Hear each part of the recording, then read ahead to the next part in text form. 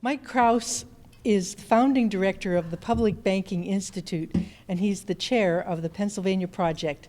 He's a former officer of Pennsylvania County and State Government and the former executive director of the Pennsylvania Republican State Committee. He's an executive in the international logistics and distribution industry and has been VP for leasing and later Vice President for international sales for the Strict Companies, CEO of Remex South America, and AVP Automotive and Intermodal for Class 1 North American Railroad. He publishes a regular newspaper column and is currently researching a social study of post-World War II suburban United States. Mike has been a leader in the public banking community and will bring his story to you now. Mike?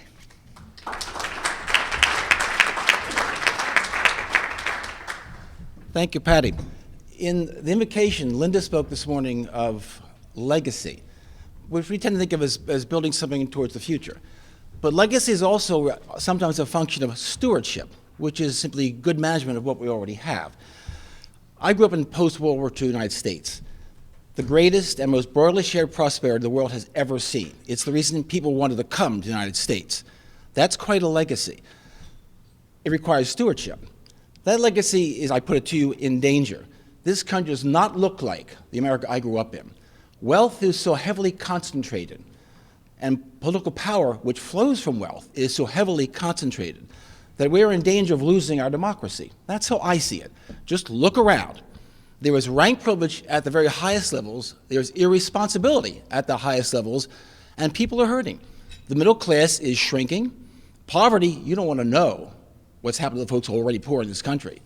And there's a great deal of highly concentrated wealth. No one's against wealth, but we are for, at least as Americans, I thought we were for sharing it out. Abundant opportunity for others to participate in what was the American dream. I'm a government major, so I know in all societies, at all times, power flows from wealth. And when wealth is concentrated, so too is political power. We have a grotesque concentration of wealth and power at the top of America today. Just look around. You don't need me to prove this out. What can you do about that? Forget a direct assault on Washington. They're simply too well dug in. It's just not going to happen. If you expect the Congress to do something about this, you're wasting your time. It's not going to happen. They do nothing. By the way, that's a policy. Doing nothing is that's the policy of keeping things the way they are. Think about that. That is a policy we have. They're not going to change that. How do we, again, get wealth more broadly shared in the United States? I came back to the U.S. in 2008, October, just in time to see things fall apart, and said, what the hell just happened here? I made it my business to find out. And what I found out is that our banking system is dominated by the Federal Reserve, which is a private banking cartel, owned by the banks, which serves the largest private banks. I mean, they dumped $27 trillion in the biggest banks, which would be broke if they had not done that. Did you see $1 trillion to bail out the budgets of Pennsylvania or Pittsburgh or Johnstown or Philadelphia? No, you did not. Where did the money go? Into the balance sheets of the biggest banks. That's what happened. That's why they're there. That's not going to change. What can change? We can go to public banking. It's a simple concept. Introduced, by the way, by the Quakers of Pennsylvania in the early days of the Commonwealth. They loaned out public money, which they printed, got it back with interest, and that took the place of taxes. That's the first public bank in the United States, right here in Pennsylvania. A public bank takes public funds and capitalizes a bank. That makes it a public bank. That public bank then partners with the existing infrastructure of our community banks to get affordable credit into the community for locally directed economic development. As a Republican, that idea of locally directed development, that appeals to me. We're proposing a partnership bank like the Bank of North Dakota, which is about 7 years younger than the Rotary. In 1913, the farmers of North Dakota saw the Fed form. They said, oh, we know what that means. It means domination by the biggest banks. They formed their own banks. The Bank of North Dakota takes all the tax revenues of the state of North Dakota, puts it in their own bank, and then works with local banks to get affordable credit into the community. It does it in one of two ways. It participates in loans. You've got a car dealership. You want a $10 million showroom. Your local bank says my limit's 5. You say, geez, too bad, I'm going to Wells, or I'm going to Morgan, I'm going to Chase, or I'm going to buy, and that big bank cross-sells and takes the customer away from the smaller bank. That's one reason why we had 10,000 community banks 10 years ago, 7,200 in 2008, and 5,600 now. We're losing our community banks because they don't have backup for the bigger deals. Or you're a new business person. Your business plan has got a 4-year timeline before you really get profitable. The Bank of North Dakota provides 1% loans for 5-year term on 7-year loans. That's almost free money. 1% loans. That lets the business get up and running until the owner can make the cash flows. It doesn't mean that the local bank gives you a high-risk loan. It means you brought the payments down to make it more possible for you to make the loan payments and that loan more affordable and a better bet for the local bank. North Dakota has had no bank failures in 10 years. None. It's taking back market share from the big banks. Local banks are prospering with the support of the Bank of North Dakota. Strong banking industry. North Dakota has a population that of Pittsburgh, 670,000. That bank now has a current $3.2 billion commercial loan portfolio at work in that state. $3.2 billion at work in a place of 670,000 people now. That's a good bank. Last year, that bank returned $94 million in profit to the general fund. How did it do that? Well, it's a partnership bank. It has no branches, no tellers, no ATMs, no advertising. They're every bank in town. There are no posters on mass transit, come bank with us. It's not a retail bank. All that saved cost goes right to the bottom line. It makes that bank profitable. It's a different business model. They're not out to pay $4 million salaries. The CEO makes $250,000 a year running a $6 billion bank. He's a public employee. So the model we propose is very much the Bank of North Dakota. It is called partnership banking. You capitalize a bank with your own money, you go into partnership with your local banking industry, and you strengthen your local banking industry. You strengthen your economy. Look at the impact on local governments. You start economic development, that means more people paying taxes into your general fund. That's what that means. It means jobs. It means profit coming back to your community through your own bank. It means lower debt service on bond issues. The Bank of North Dakota goes into the bond market. Last year, there were no GO bonds in North Dakota. They had projects, no GO bonds. Two things happened. One is, instead of a bond, the bank just makes a low-interest loan to your municipality, 2%, let's say. And the interest paid comes back to your bank. It's a good deal. Or it goes to the bond market, and one of the big boys says, we'll take your bonds at 6%. The bank says, we'll take them at 3%. And the interest paid comes back into your own bank. What would your budget look like here if you could take 20% out of your annual debt service? Would that be a good thing? The Bay Bridge in California, the new one, costs $6 billion. Over 40 years, they'll pay another $6 billion in interest. What if California could take 20% out of that? That's a big deal. So a public bank does a number of things for a community if properly managed. One, it creates economic development. That means tax revenue. That means jobs. It brings taxes, non-tax revenue back to your community from the general fund to the general fund from its profits. And it can drive down your debt service costs. Here are the things you must consider when thinking about a public bank for Pennsylvania, Philadelphia, Reading, Pittsburgh, Allegheny County, Santa Fe, New Mexico, Tacoma, Washington, Seattle, Washington, State of California, Michigan, Vermont. Here's what to think about. Mission. You must define the mission. In North Dakota, it's rather broad. Economic development, jobs, farming, what have you. But each year, the legislature modifies the mission. 3 years ago, they said, we want high-tech medical here. The banks started lending with the local banks to bring high-tech medical to North Dakota. 2 years ago, they said, with the fracking happening here, we have a water problem and a housing problem in rural North Dakota. The banks started lending into water supplies and housing in rural North Dakota. This year, the legislature said, we got kids with a lot of student debt despite our own loan program here. What can you do about that? The Bank of North Dakota is consolidating the student debt of every student in North Dakota, federal loans, state loans, private loans, into longer-term, lower interest payments to make those loans affordable for the students of North Dakota. That's what they're doing. That's what the bank can do. It can modify its mission. Mission is number one. Number two is capitalization. How do you fund the bank? You can do a bond issue. North Dakota did. That retards your growth. You've got to retire that bond. Rather, we're saying, look at your investments and consider if this is not a better investment. Philadelphia, broke, has $12 billion of investments, $1 billion in foreign investments. That money is not even invested in Philly or PA. It's not even invested in the U.S. Moreover, it's in financial instruments. None of that comes back to Philadelphia. None of it. It may come back to the pension fund, but it doesn't come back to Philly. What kind of returns? 3%, 5%? Last year, the Bank of North Dakota returned 17% on equity. That's a nice number. Better than a lot of investments in your pension funds, or you get money squirreled away.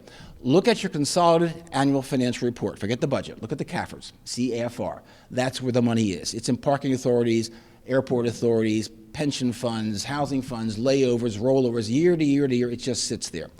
We're saying to Philadelphia and to other cities, it's prudent investment management to take some percent of these rather non-productive funds, which do not get invested in your city, and take an equity position in your own bank, which produces the benefits I've just described.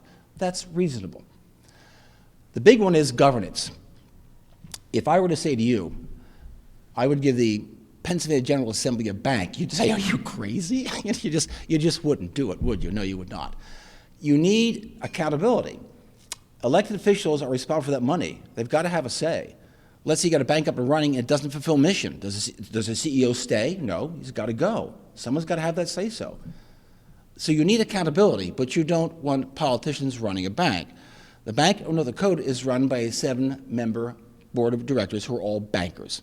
They report up to the governor, the attorney general, and the treasurer, who are the chief executive officer together. They get no extra salary for that. Comes out of their salaries as governor, as AG, as secretary, what have you. So they got bankers running the bank. It's a solid bank. $94 million in profits last year, 70% return on equity, $3.2 billion invested in a state of 620,000 people, a strong banking industry, no bank failures. That's pretty solid achievement.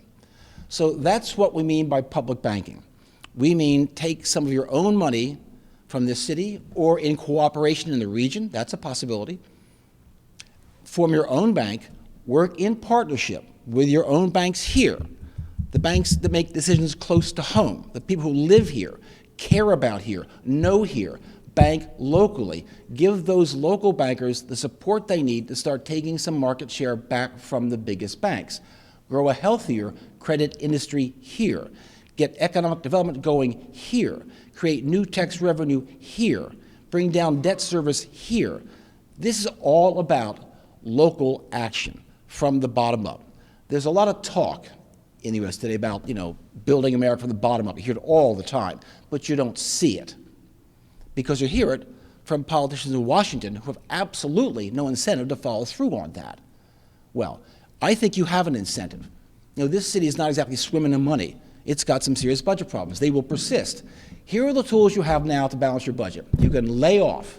You can cut services. You can take on more debt, or you can raise more taxes. That's your toolkit. This is a different tool in your toolkit. No layoffs, no cutbacks, no more taxes, no more debt service, rather a public bank working to build your own economy locally, more tax revenue, reduction on pressure on taxes, lower debt service costs, more employment, and you decide exactly how to do that. You decide the mission. You figure out the capitalization. You work out the governance of ways that work for this city, that work for transparency and accountability and good risk management. Well, that's roughly what a public bank is and what it does. It has worked with huge success in North Dakota for almost 100 years. The model is there. We're not proposing to reinvent the wheel. We just want to roll it down from North Dakota. Thank you.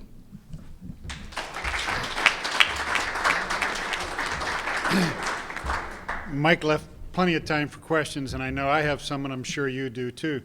Mike, here's your notes. Oh, he didn't have any. He knows his stuff. Yes, I hope there are questions, please. I can't believe I answered them all. Yes? Why haven't more states done this, and how long have you been trying to sell other states? Why haven't I done it? There hasn't really been the need. We all thought the banking system was just fine. And we learned one day it's not just fine, that it's prone to collapse, and it may be prone to another collapse. Dodd-Frank has done nothing to correct the abuse of the banking, nothing. They have a bigger market share now than before, and they're swimming in derivatives they can't possibly collateralize. There may well be another crash coming.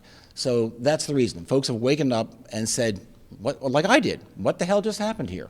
And we've been at this for 3 years. We started a national group in really December of 11, and we've got traction now in, I would say, 6 states and a dozen municipalities all around the country. Yes, sir.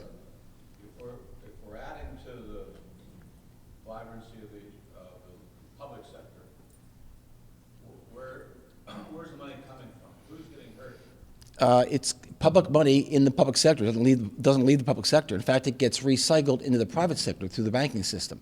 This is not appropriations based. No taxes are needed to require to form a public bank. There's no appropriation. We're not taking tax from this pocket over to that pocket. We're using existing public funds, investments that are on hand, to change our investment profile. Instead of a Scandinavian hedge fund, let's put in our own public bank. So we're proposing a modification of investment strategies, the investment portfolio, some portion into an equity position in a public bank. No appropriations. The hedge fund is where we're getting, where it's hurting. That was my point. And I don't care. I mean, Well, it's got to come from somewhere. I'm not denigrating Scandinavian hedge funds, but the return is maybe just the 3 or 4% on the hedge fund, but that money does nothing. It's not at work in Pittsburgh or Pennsylvania. We're looking for a way to reinvest or recapture, keep our money circulating locally, not export our tax revenue.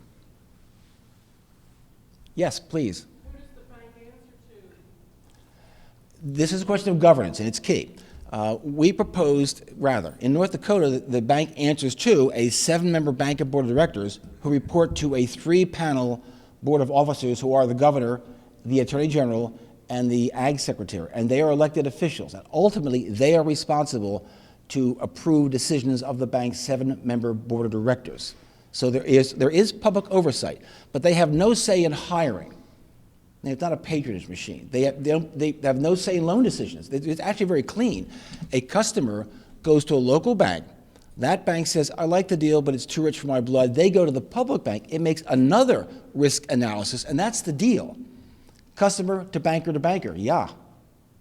There's no political involvement here. This is a very clean way to get public funds circulating into the public economy. It's often much cleaner than what we have now, which are, I'm sure I'll offend somebody, we have a lot of authorities that invest in the community. Those tend to be political operations. Politicians appoint the directors, politicians appoint the staff, and often they have a lot to say in where the loans go, and sometimes they benefit from where those loans go. That would not be unheard of in Pennsylvania. I was ED of the state committee. I know whereof I speak. Yes? Would the CEO or direct manager of the public bank, would they be, I'm sorry. Go ahead. I was going to say, would they be elected or would they be appointed? No. The 7-member banker board of directors goes out and finds a CEO, and then that person staffs the bank, as any CEO would. So there's a decision at the top about who the top person is, and then that top person does what a CEO of a bank does, staffs the bank. As a follow-up to that, I don't advocate either way, but just curious. So the opportunity cost for that person who's appointed would be otherwise to go to another bank and make $100 million a year. That's quite possible. You'd have to find a banker who's happy to make $250,000. Oh, in Pennsylvania, it could be adjusted up, by the way. North Dakota, it's a $6 million cap bank, $250,000. You could have a far larger bank in Pennsylvania, and you might pay more money for that. But here's the big part. There are no commissions and no bonuses. You don't get paid for taking short-term stupid deals. There's no reward there. The whole mortgage fraud industry was all about taking the short-term, take your money and run. And who cares what happened after that? And I made my $10 million in this hedge fund deal. If the bank blows up, not my problem. My money's in the bank. There's none of that. There's no incentive to take a stupid deal in this kind of banking, if that's how you set it up. Now, mind you, it's all about governance and management, and it's up to the community that would establish a bank to establish the ground rules. Mission, capitalization, governance, management, accountability, transparency. Those are the key issues that are the same everywhere, frankly. And if I worked my heart out to get a public bank in Philadelphia and we gave it to city council, I'd walk away. I'd say no. It would tank in a year and a half. So the governance is really key. There's no question about that. Other questions? Thank you very much. No, please. So the public bank is really a backup to the local banks, like a reinsurance company would be a backup to an insurance company. You could compare this to reinsurance. We call it a public bank, but it is a partnership bank. It doesn't originate loans. It doesn't service the loans. That all, and the income for that goes to the local bank. Its purpose is to help the local banks do larger deals, more of them, and at more affordable credit levels. This then produces some ancillary benefits. There are profits to come back to the bank, to the general fund. It creates economic development, which generally means more tax revenue in your community. It creates jobs, always a good thing. That's fewer people on welfare and food stamps and unemployment, all positive things. And it keeps your money circulating in your community. Pittsburgh, the Southeast, these are tough times, but this is not a poor community. There are substantial resources here, and that's why I began by talking about good stewardship. To me, this looks like wise stewardship of the resources that you have, so that the legacy we pass on is something similar to the one that we got, a country of abundant opportunity, abundant opportunity, broadly shared. That's the America I grew up in. I would like it back.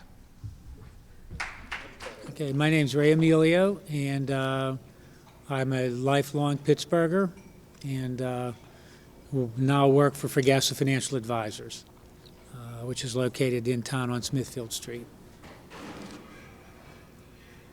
What's your question? When you were talking about the bank, and you talked about how it's structured, and the top three people would be the governor, the attorney general? Well, that's how they do it in North Dakota. Okay. It may not be how it's done in Pittsburgh or in Pennsylvania. That is to be decided locally. How you get accountability and transparency, but don't have politicians running the bank day to day. Okay, so my only question was, with using that model then in North Dakota, the board reports up to those three. Do they have the power to influence that board one way or the other? Because, since the board reports up, I'm wondering if there could be... They have principal responsibility and accountability to the taxpayers and the electors. Okay. The directors are appointed by some mechanism between the legislature and the governor's office, and they are private citizens. They serve on a stipendiary. They don't get paid for it. Okay. They're there to manage the bank day to day and approve of the management.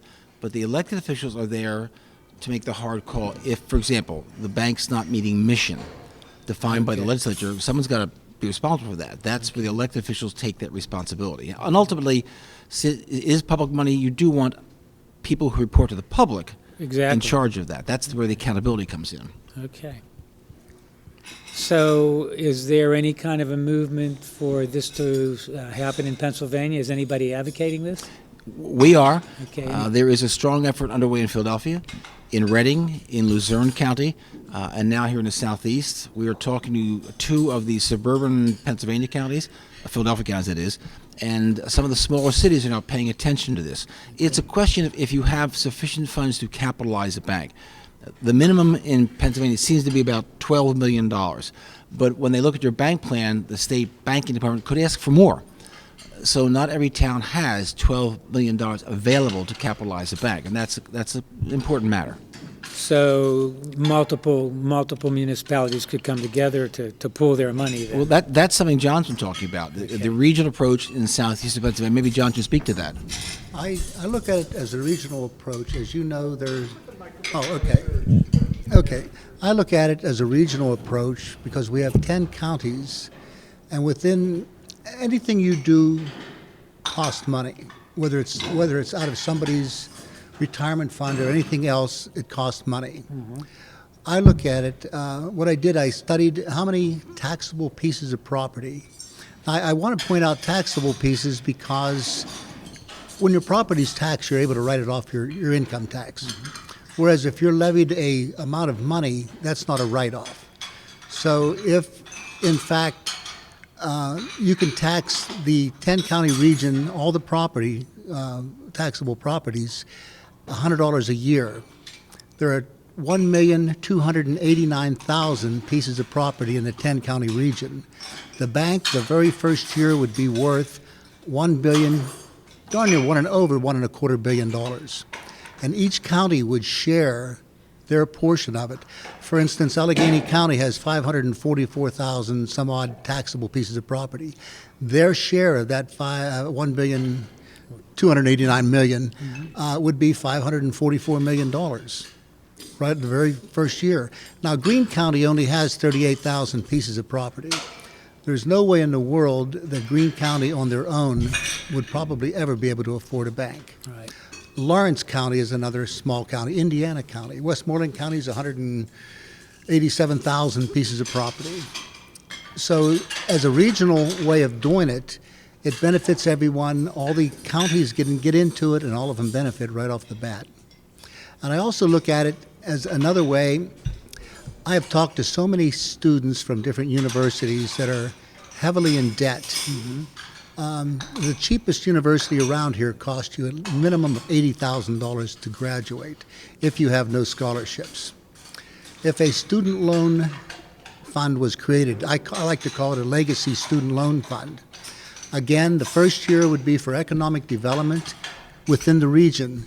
The second year, a student legacy loan fund. This fund also would be worth $1.25 billion, with each county getting their share. The only difference is if the charter was written up in such a way that 1% of the interest of the student loan fund would go back to the public school systems. Allegheny County, the first year, would get $5.44 million to split up between all the school systems in Allegheny County. Go ahead, Mike. That's why we say that these are ideas of mission. It's going to require a discussion among the chartering entities. What do you want the bank to do? That's really the very first question. There are so many needs. There are needs for infrastructure. There are needs for affordable loans for businesses. There's certainly a need to address student indebtedness. That's just cries out for relief. Right. So the chartering entity, which might be regional, could have a number of missions written into the bank's charter, beyond the obvious of economic development, assist our local banks, but then where do the profits go, and how can you target the lending the way the Bank of North Dakota does? And that what John is suggesting is a regional approach to address a couple of obviously pressing problems. John's got the number, I forget it, how many miles of roads there are that need repaving in Pittsburgh. And it'll be a decade getting around if the money were there. Well, I think they need to do something like 87 miles a year. 87 miles a year, and I think they're doing like 12. Okay, you guys know Something the like same that. thing. This year they're making it to 25. Yeah, that's Peduto is Yes, but trying to to do actually more. maintain a highway, a road system in a city, the paved roads only last 10 years. Well, infrastructure in this area, when you think of all the bridges, At the 10-year rate, it'll take 30 years to pave it once. right. And they only last 10 years. Other questions? I wasn't prepared to go on, but That's a good interplay. but I just, it's a fascinating concept, and I think that it's a good one, and I'm just wondering if there's enough impetus to get it moving. The question is always political will. But you've got a new mayor who's indicated an openness to new ideas. That's pretty true. And around the country, there is what I see as kind of an emerging urban initiative taking place in Santa Fe, in New York City, here in Pittsburgh, in Seattle. So we think the first attempts were to focus on creating public banks at the state level. But here in Pennsylvania, we've come at it differently. We're focusing more locally and more from the bottom up. If in time the state legislature wants to take this up, well and good. But we don't need to wait for that.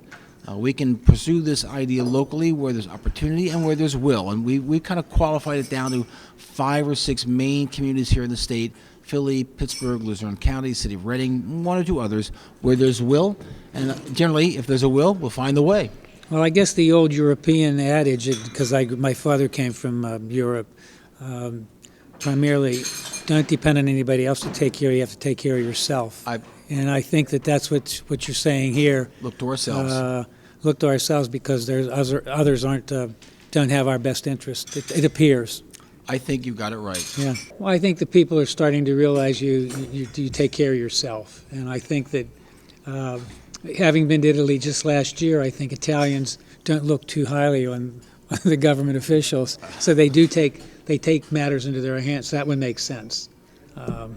That does make sense. I think an important thing also, what you have to realize is the BRICS countries in this world have created an economic development bank similar to this. That's Brazil, Russia, India, China. They just announced that. Yes, and South Africa. $100 billion. That's what they're going to be able to Right, lend right off the right, bat. right. And within 10 years, they're going to be so far ahead of the United States, it's ridiculous. Now, it's up to us to try to improve our own standing. Now, did they do that? Did they do that in was it the internet, the World Bank or the other bank? They're bypassing the IMF and the World The Bank. IMF, They're that's it. bypassing. That's why they did that. Because those are basically Right. U.S., UK dominated banks. Right. And the money gets siphoned off in interest to the Right. UK, US banks, and they're saying, the hell with that, Right. we'll fund ourselves Right. and do it at less interest cost in our own currencies and stop borrowing dollars Right. to get things done.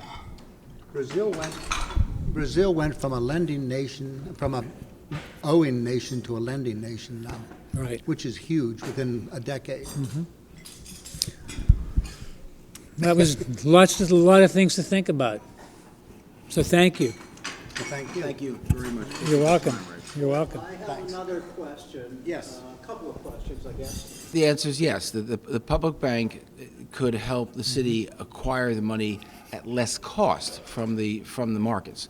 The money's not going to come from the bank necessarily, but the public bank could bid down the interest costs on bonds that are let, or as the bank gets stronger and its reserves are greater, it can just simply make a low-interest loan directly to the city or the municipality for these projects, and again, at lower interest, so you take debt service off your annual budget, but all the interest paid comes back to your own bank. You capture that interest. It doesn't go out of Pittsburgh or Allegheny County or the region. By the way, I believe that the price tag for those two projects in southwestern Pennsylvania is in excess of $9 billion. And at current rates, you might pay another $7 billion in interest on that. Right. All that coming back to the taxpayers on their property taxes. That's what the public bank can help take that bite, the interest bite, out of funding infrastructure projects. Yes, it could. And reuse it right here. Right. And recycle the money.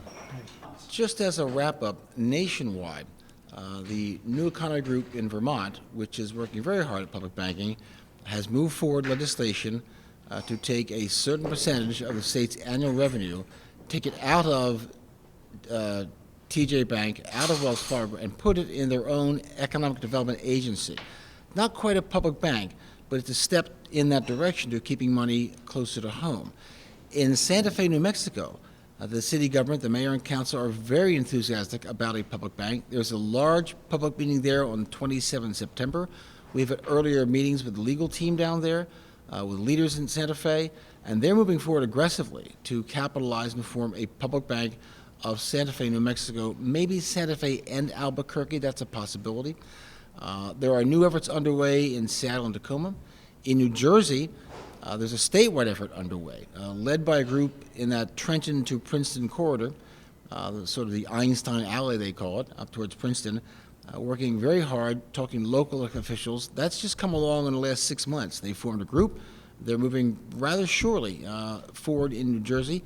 In Pennsylvania, we have progress now in Pittsburgh and in Philadelphia, in Luzerne County, where there's new interest, and the city of Reading, moving forward in different ways, variously, because the laws about banking and the laws about municipal finance differ from state to state.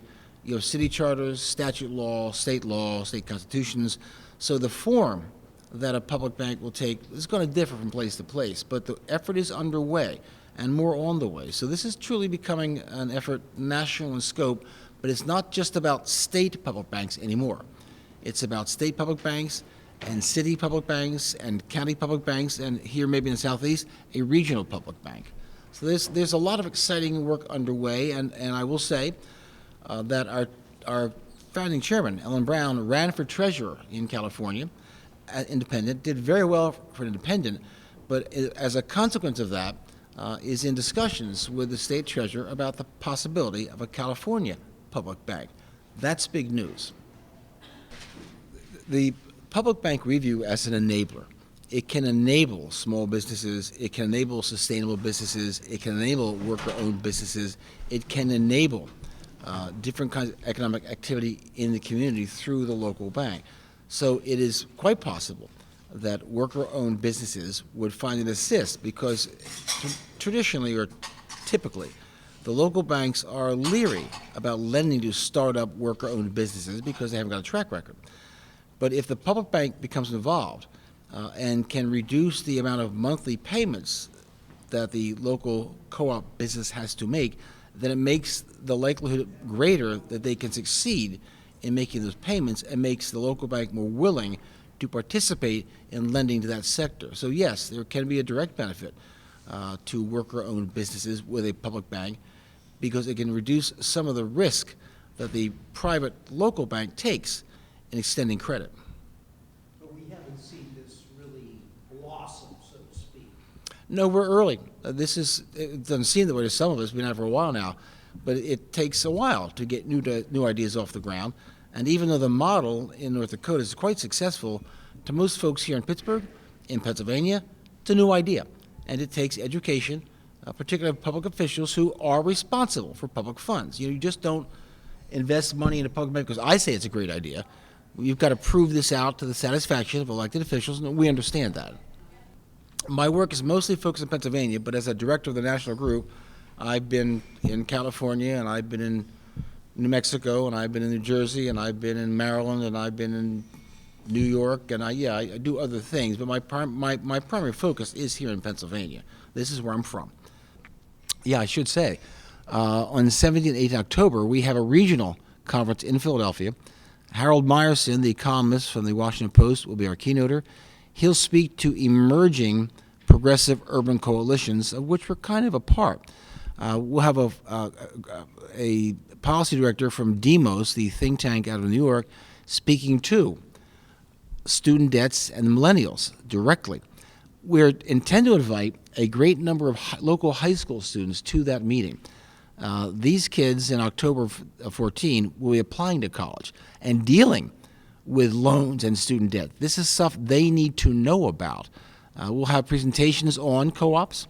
We'll have workshops on what you can do where you live to facilitate this idea, to talk to local elected officials. It should be rather an informative and exciting meeting, but I'm particularly pleased that we're reaching out to area and statewide high schools and bringing students in. The world we leave them is the world they're going to have it for a long time. They have a stake in this, and especially high school seniors getting set to apply to college and considering taking on student debt need to know the lay of the land and need to be engaged in changing how all this happens. So we're going right to the people most affected by student debt, the kids about to take it on, and inviting them into the conversation. We want their energy, of course. We want them to know, and we want them to go off to college armed with more information about public banks than I ever had. October 17th and 18th. On the night of the 17th, there is a gathering for invited elected officials from all over southeastern Pennsylvania. The conference is all day the 18th, and on the night of the 18th, we're going to host a banquet to honor Ellen Brown, the chairman emeritus of the Public Banking Institute and the leader and founder of the public banking movement here in the United States. And is there a website for that conference? On our website, www.publicbankingpa.org is the page. The registration forms aren't up yet, but they will be, but that's where you can go, www.publicbankingpa.org. We need public banking. This, again, is a function of mission. If your local government or your chartering government says, we want to direct funding into urban agriculture, then the bank will do that. It will respond to leadership. There are, for example, in Philadelphia, 40,000 vacant properties. The city owns 10,000. That's enough real estate to create a substantial agricultural production area under roof, which is being done now, I think, in Cleveland, as a matter of fact, producing under roof for local public institutions, non-profits, hospitals, that sort of thing. That could be replicated. You could tie together a lot of lots in Philadelphia and create under roof year-round urban agriculture for local consumption. Again, it's a question of mission. If you had a public bank in this city or that city or another city, to what ends do the city fathers and mothers want to direct that credit and that funding? That's a question for local people to decide. But yes, it could be directed that way. About the agricultural part of it? You're talking about the okay. You're talking about the agricultural part of it. I, in my lifetime, have worked in several powerhouses, and the amount of heat going up the cooling towers is unbelievable. they have to get rid of it to run the turbines in the powerhouses. There's I can think of no reason why they cannot have greenhouses around these powerhouses. Most of them have hundreds of acres of land that are available. Huh. They have a available water supply to have the powerhouse, so they could have multi-story greenhouses very easily. That's interesting. I like that. I've thought of that one. Oil algae also, oil algae. Oil algae is a big thing now. It's getting bigger. In Japan now, they are in fact gardening vertically on, Yes. on structures. Even warehouses. Yeah, they're going up this way, floor to floor, and going up. Fascinating.